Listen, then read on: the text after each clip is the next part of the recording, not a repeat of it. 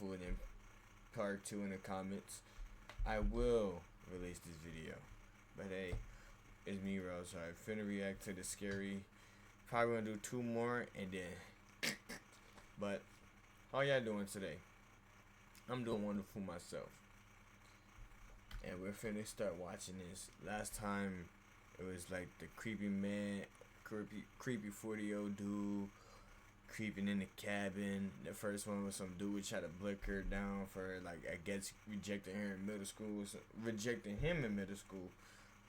But let's see what we got for the third story and the fourth story. After those 4, I don't know if I'm gonna do a part 3 or I don't know. But hey, let's get this shit rolling. It was spring break. I was 18, and this year my family took a trip to a small cabin out in Minnesota. It was just me, my mom, and my younger brother, who was only 7 at the time. We were planned to stay at this cabin for the whole week, and part of the reason we were going to Minnesota was to check out. Crazy that each of these stories has to do something with a fucking cabin. I'm not sleeping in no cabin. I'm not going to no cabin by my fucking self.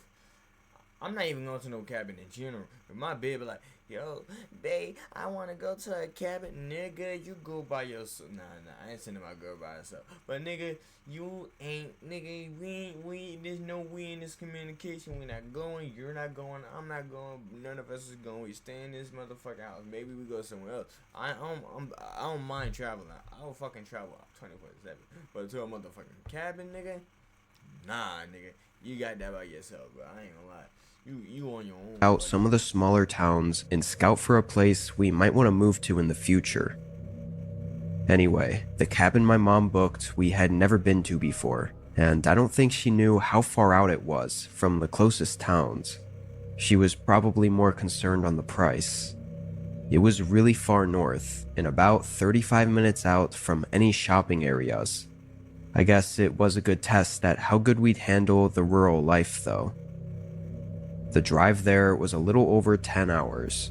I drove the first few hours, and my mom drove the rest. We got to the cabin at sunset. It was really pretty, the orange skies setting over the dense forest and wildlife. Way different than the skyscrapers and massive office buildings we were used to. The cabin itself was noticeably old, however. Everything creaked, and it didn't look like the place was professionally built. It was fine though. I mean, it was a cabin after all. We settled in for the night, testing out the wood-burning fireplace and just resting after the long drive. I ended up napping for most of the evening. My mom went to bed around 8:30, but because I took a long nap, I stayed up a bit later. My little brother was also in his room, so it was just me hanging out in the cabin. I sat by the fireplace on my phone for a bit, then thought I'd get some fresh air and check out the back porch. It was a really small wooden deck with a sketchy looking fire pit in the middle and a few chairs around it. I sat down and looked out into the forest. The night was really quiet. No cars or busy streets, just the occasional bird crowing in the distance and the trees rustling in the wind. I loved it. Being further up north though, it was a bit more chilly than I expected. I spotted some logs stacked up on the side of the cabin and figured I'd give the fire pit a try. I lit it up no problem, and the fire stayed well maintained in the center, so I guess it wasn't as sketchy as I thought. Anyway, I sat by it for a while. I never get to do this sort of thing, so I just soaked it all in. After about 30 minutes of being outside, there was a very sudden and honestly I had no clue what it could have been, but I did think that the way it sounded and echoed through the trees was kind of like an axe chopping into a tree or wood. It was only one sound though, and I didn't think it was really possible for anyone to be out here near us. It was pitch black out there, so I couldn't see anything, but whatever it was, it sounded pretty close. As I stayed out there for the next 5 minutes after hearing the sound, I felt my nerves building up a little bit. Just this uneasy feeling that ruined the peacefulness from before. I ended up snuffing out the fire pit and heading back into the cabin. From the sounds of it, my mom and brother were asleep already. I still wasn't all that tired though. I don't know if it was still from the long nap, or maybe the sound I heard waking me up, but I still didn't really feel like going to bed yet. I stayed up in the living room on my phone. I had some movies downloaded, so I didn't have to worry about Wi-Fi. Only 15 or so minutes in, I heard something. I paused the movie and listened. I wasn't sure if it was the cabin creaking from someone waking up or walking around in their room, or maybe just wind hitting the walls. It gave me that uneasy feeling again, though. I wasn't used to being in this kind of environment, so I think that's why I got so easily unnerved. It was only a minute later that I heard it again, though. This time it was from the opposite end of the cabin, not where the bedrooms were. It was from outside the wall, just next to me. The only thing there was a window. I leaned a little closer and listened. Just when I thought I might be hearing something, a loud sequence of knocks shook the front door. It vibrated across the wooden walls. I froze up for a moment, then heard my mom get out of bed and hurry into the hallway, asking what that was. I was standing up at this point, knowing something was wrong, but told her someone was at the door. I could tell she was pretty frightened too. She immediately went back to get her phone and call 911 because there was no— Nigga, you in this shit in the cabin with your mom and your little brother, bro. Motherfucker, you gonna pull your shit up and start scrapping one and nigga phone, punching nigga in this shit, nigga. Like, bro, now you're the man in this situation, nigga. You're supposed to protect your family. Not sit there and cry. I mean, yeah, call 911 immediately, of course. But nigga, you're just standing there scared like a bitch too, nigga. I'm not calling your mom a bitch, but I'm just saying, you sitting there scared like a bitch. I mean, I'm pretty sure all of us would be scared. But nigga, you gotta step out one point, nigga. You got like, boom, nigga, boom. Like, nigga, come on, dude. What is wrong with you? no reason for anyone to be banging on our cabin door in the middle of nowhere and in the middle of the night. As she did, I walked up to the door and looked out the peephole. It was extremely dark.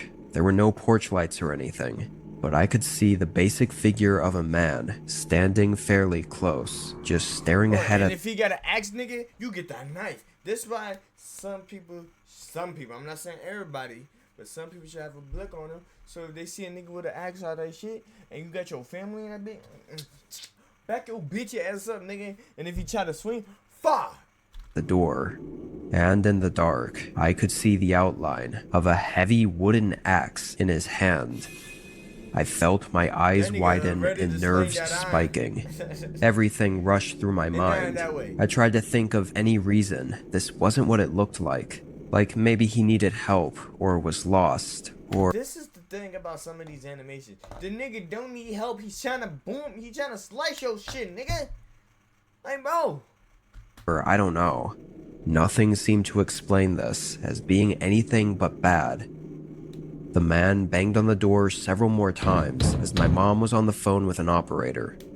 They never spoke though, stating any excuse for them being here. They just aggressively knocked on the door.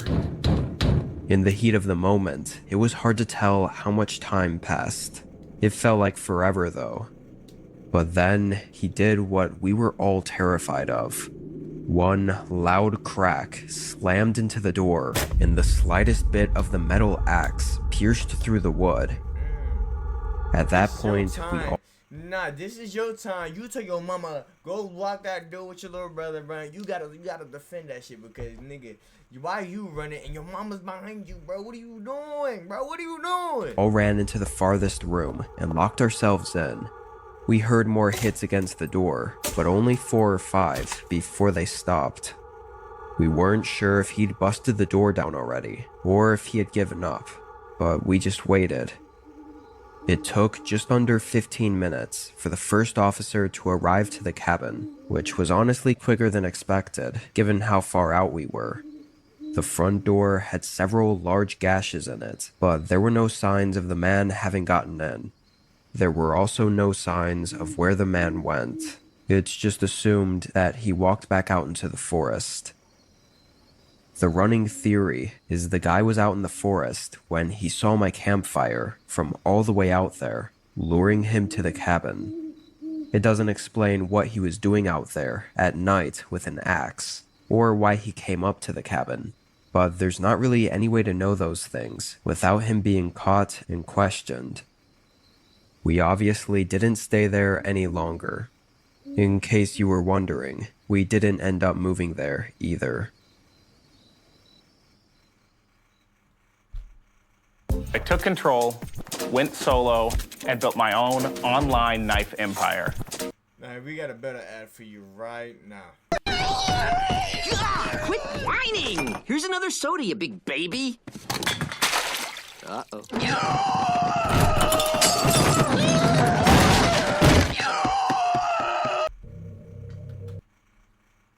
Now tell me how you like that ad. YouTube, stop hitting me with these fucking ads. I'm not getting premium, boy. Shit. But if I ever get ads, y'all watch them. This was last year in the middle of January. I live in a relatively small When I get ads, my fault. home in a small woodsy town. It was about 45 minutes outside of the city. I only had a half day of work, so this night I was free to chill at home. Around 7, I got an unexpected call from a friend.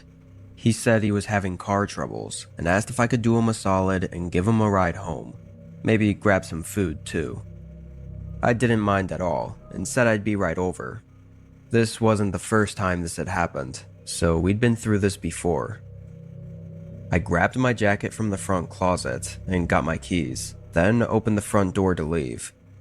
As soon as I opened the door, my whole body jumped. There was a man standing right in front of me on the porch, Knife, blick, fuck off my porch, bitch. like literally a No, foot no, no, away no, from no. the door. No, they gotta be on some weird shit. That is some weird shit, but they gotta assault me for pause. Wait, is that a pause? It's not a pause. If they assault me, then I'm gonna have to fucking do something. He had a heavy coat with a black gator neck scarf covering his lower face. The man didn't move at all though, like he wasn't equally as startled as me.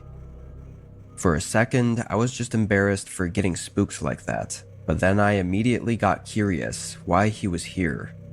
Before I could ask, he apologized and said he was just about to knock. I said it was alright and asked what he needed. The man took a second, then asked if I was David, or Daryl, I don't know, something like that.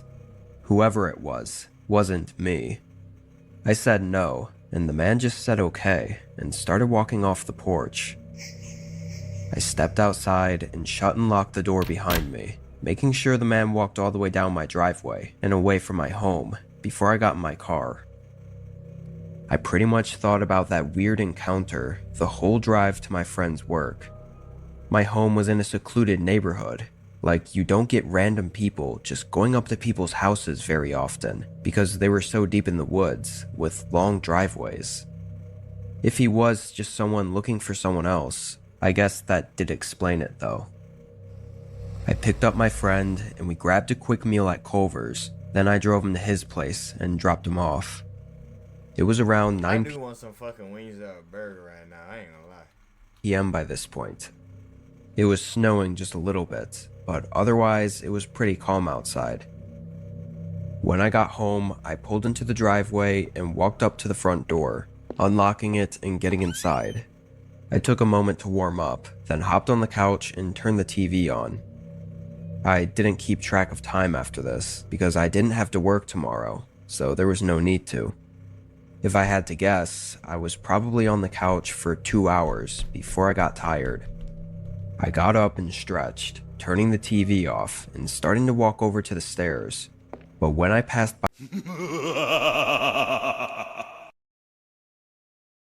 by the front door, I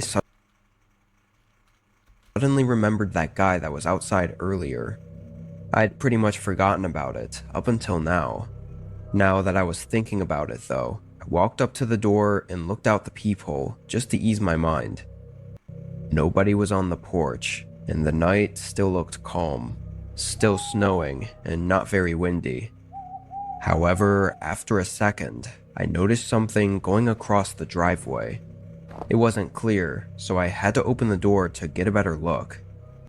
There were shoe prints in the thin layer of snow. They seemed to come all the way up the driveway from the road and near my car. Then they walked off into the yard where the trees blocked my view. Immediately, I felt very unnerved. I shut and locked the door.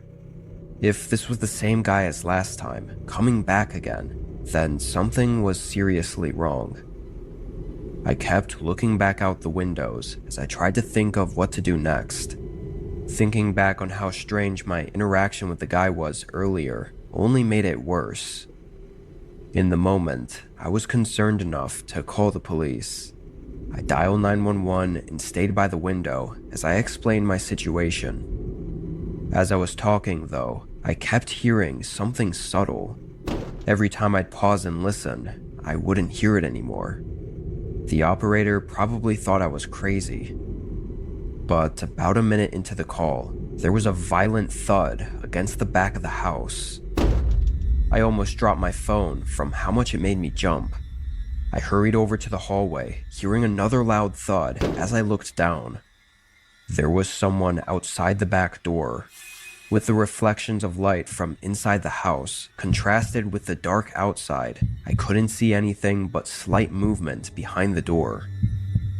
Another thud crashed into it. It was heavy. They definitely had some kind of weapon or something to break the door down with. The operator told me to either find somewhere to hide and lock myself away, or find an escape. I decided to grab my keys and sprint to my car. Even though I knew the man was behind my house, it was still terrifying running out into the open. There could have been more than one person, or even someone waiting by my car. Thankfully, there wasn't, and I was able to get away. It was a good thing I left, because when the cops got there, the back door had been beaten open and watery shoe prints filled the house. But nobody was inside. All I could really give the officers was a description of the man who was at my doorstep, which there was no actual evidence of it being the same person. So if they did find him, it wouldn't do much anyways. But they never did. Whether or not it was him though, I think I got lucky that I ran into him on my way out of the house. Had I not, I wouldn't have checked out the door before going to bed. If I was asleep already, maybe they would have been more subtle with breaking in. I don't know. But what's so unnerving is that this all happened on just an ordinary day. There was no way to know. It could be any day that something like this happens. With him still out there, sometimes I feel like I'm just waiting for it to happen again. But that's enough of this shit because I'm tired of these stupid ass ads. And thank y'all for watching. If you watch this full video, comment bagel. I'm gonna keep asking y'all to comment something until y'all actually comment something. If y'all like this, like, comment, subscribe, share with your grandma, your dog, your sister, your brother, your daughter, your wife, your sister, your brother, your dog, anybody. Share this with everybody you know. And if you don't share it, your dog is gonna lick your toes while you're sleeping. You don't want that to happen. Thank you for liking and subscribing, and I'll see y'all guys next video, whenever that be. If y'all remember, y'all gotta unlock the part 2, so y'all most likely ain't gonna get this video because I know some of y'all niggas ain't gonna comment what y'all did on the last video. But thank y'all for watching this video and unlocking part 2. And if y'all didn't like part 2, this video might still come out eventually, maybe next week. Today, you see the 29th. Thank y'all for watching, commenting, subscribing, and road to 200, and 300, and 400, then 500, then 600, then 700, until we get to 100K. But the big goal right now is 1K. But let's take baby steps. 200, I might do something special. But hey, come on, show a brother love and support, and thank y'all for liking and subscribing.